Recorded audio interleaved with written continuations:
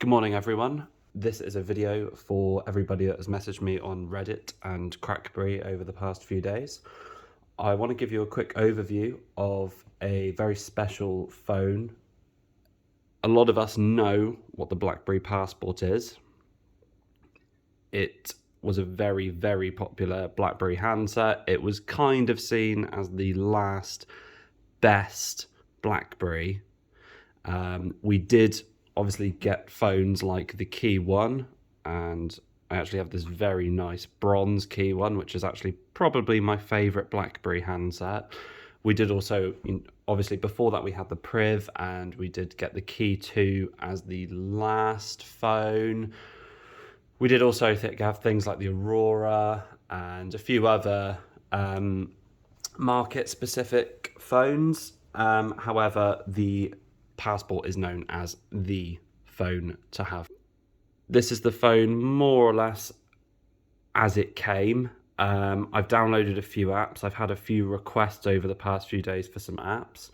I will go into those in a moment. The phone itself is running a very early version of BlackBerry's launcher. I believe if I go into apps here and find it, is it this one? Yeah, so we've got BlackBerry launcher version 0.1.0.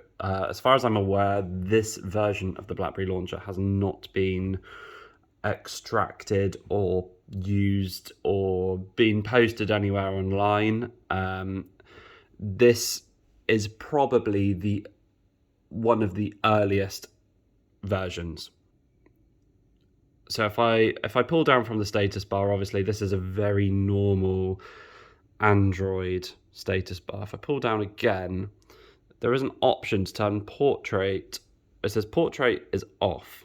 Now, if I load an app that is incompatible or just looks funny, I should be able to turn it on. And you can see here that it kind of just resizes the app so that it fits better on the screen.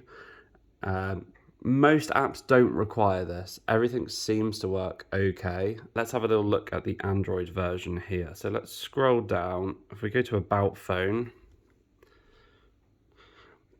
So here we can see that the phone is indeed running Android 5.0, and there is a build number as well there for anyone that is interested. I have not seen one running Android 5.0. Most seem to run Android 5.1. For whatever reason, I don't know. This may just be a very, very early unit. So if I come back out of here, let's have a little look at some of the apps. So if I take a scroll through, you'll notice that some of them I have loaded on myself. For example, we've got Boost for Reddit here. The phone itself is not very quick. I would probably say that it's slightly slower than a normal BlackBerry 10 one. Obviously, as we know, BlackBerry 10 was very much built for the hardware. Android is built for, it's built for Android. It will just go on whatever hardware it needs to, and it might run okay.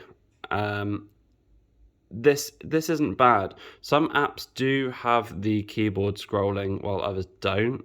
So I think if I come out of here, as you can see, the keyboard scrolling works really well on the BlackBerry launcher here.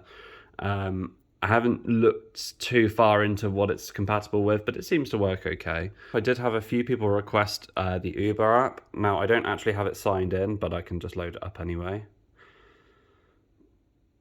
It loads pretty quickly. That's not bad at all, really. I think if I needed an Uber very quickly, I would probably be able to get one. Let's try something else. So let's just open up the Play Store here. Yep, so that works absolutely fine. If we go into the top charts here, we have our very, very popular NHS app, which is total shit.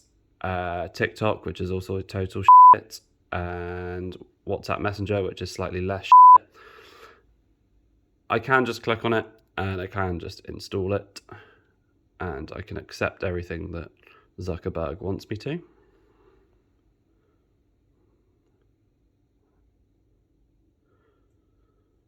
And just like that, it's pretty much now installed. Of course, on a normal BlackBerry 10 unit, we would be jumping through a few hoops to grab the APK and installing it. But in this case, we can just install it and it will just run absolutely as normal.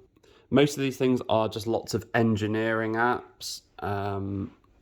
I've installed Nova Launcher on here, so you can run custom launchers and they work just fine. It does still come with documents to go, much like the BlackBerry 10 phones do. So the other thing that I've had trouble with here actually, which is just worth a mention, is that it would recognize the SIM card maybe every other time I'd plug it in, and wouldn't really get signal. Now I figured that's probably just because I'm in the UK. However, I'm pretty confident that the BlackBerry Passport was kind of a universal device, but please correct me if I'm wrong there. If I go into the settings and go to mobile networks, unfortunately it just crashes here. Now this was after I changed a setting to do with GSM and CDMA, so I'm probably going to have to try and figure out how I can reset that. I don't really want to reset the handset in case I get locked out of it. The phone pretty much functions as it should.